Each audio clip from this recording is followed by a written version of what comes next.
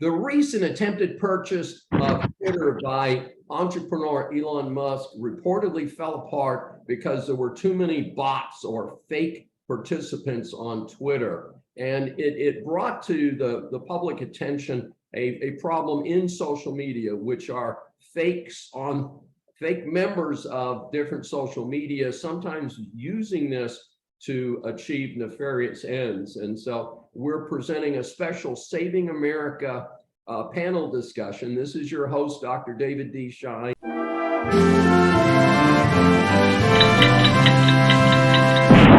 No less is our second guest. The Honorable Dietrich von Biedenfeld is a municipal judge, assistant professor of business law and supply chain management. Not sure how you put those two together, but it sounds good to me. And Governor Greg Abbott's representative on the Public Transportation Advisory Committee. He has served as a committee chairman for the American Bar Association, a trustee for Columbia United Methodist Church, and moderator for numerous expert panels. Professor von Biedenfeld's work experience prior to being an academic included risk assessment and analysis, compliance, and contract management. I echo Vic's sentiments 100%. And one of the aspects we particularly emphasize LinkedIn as one of the social media platforms, building trust is a little bit easier because of the connectivity, but also people's guards are down a little bit more because this is generally public information. If you Google me, you can see where I work. So I'm not as anticipatory of fraud, and I'm not as sort of weary or leery of connections as I might be on my Facebook or Instagram pages where I'm sharing vacation pictures or I'm sharing personal information. So this is a professional site with information that would otherwise be readily available. However, we've then packaged it, sorted it, categorized it for potential fraudsters. So we've created this one-stop shopping center with our interests, with our professional backgrounds. And it now in this international commercial space, it's very possible that you have met somebody at a conference in Milan or in Colombia. And so it's more probable than back in the day where you had to meet somebody in person. We know that sociologically, group behavior is pretty understandable, but then there are some aspects of our psychological identities that are pretty prevalent. That is, we like attractive people. So when somebody attractive wants to talk to us, again, our guards drop a little bit more. And it's easy to formulate these images because unlike in person where you might need some plastic surgery and expensive clothes, people can formulate an identity using borrowed pictures. They can use Photoshop. So they can create or sort of manufacture this identity and tailor it to different people. Also, unlike a conversation like we're having now synchronously, this asynchronous environment of the digital world allows people to target multiple folks, and so they can increase the return on investment.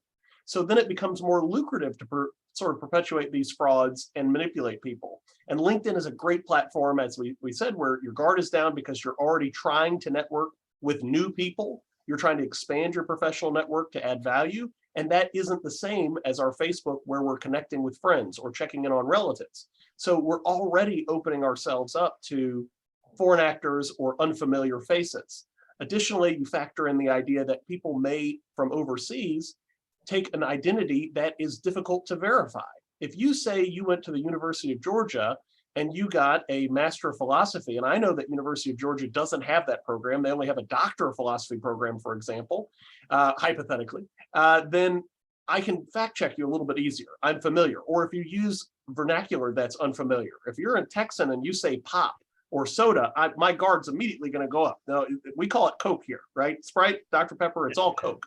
So if you say pop or soda, I'm already leery. But if you're an international actor, if you're based in Taiwan, if you're based in Egypt, or perceptually based even in Europe, I'm going to have a harder time saying, wait a second. So as Vic said, your antenna don't go up as quickly because you're already opening yourself up to unfamiliar people with that intended purpose. You've already packaged, sorted, and categorized your personal information as related to your profession and interests.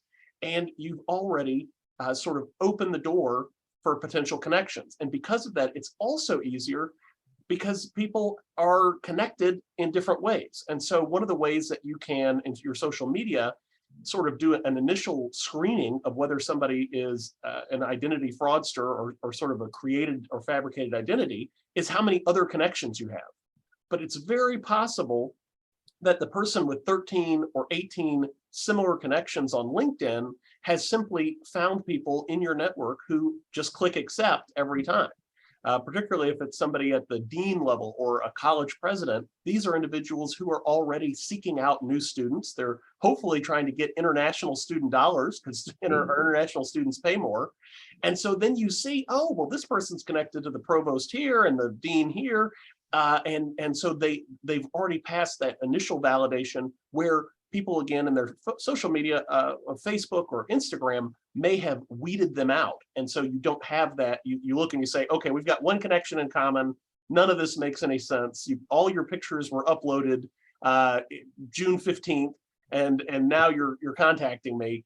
This is clearly fake. Well, LinkedIn doesn't really use that same sort of documentation of vacations where you can say, okay, all your pictures are from June 15th. This is a fabricated identity. So that even that structure of LinkedIn makes it a little bit more difficult to verify. And of course, all you need is that opening for somebody to come in and either get you involved in a fraudulent scam or even send some sort of virus through your computer and open that network, right? Super. Thank you so much, both of you. You've been our great guest on the special episode of Saving America, talking about social media fraud. This is your host, Dr. David D. Shine. If you've enjoyed this episode, please subscribe on your favorite podcast or webcast platform.